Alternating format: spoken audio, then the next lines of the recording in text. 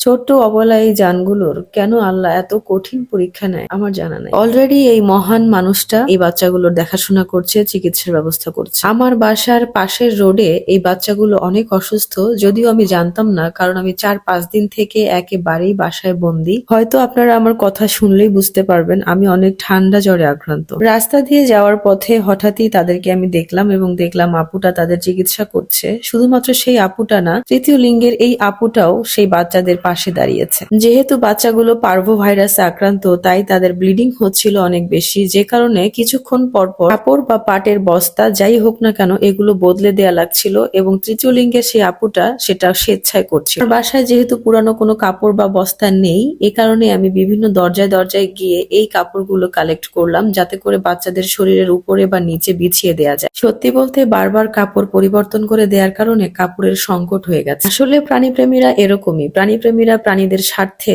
মানুষের দরজায় গিয়ে কোনো কিছু চাইতে লজ্জা বোধ করে না।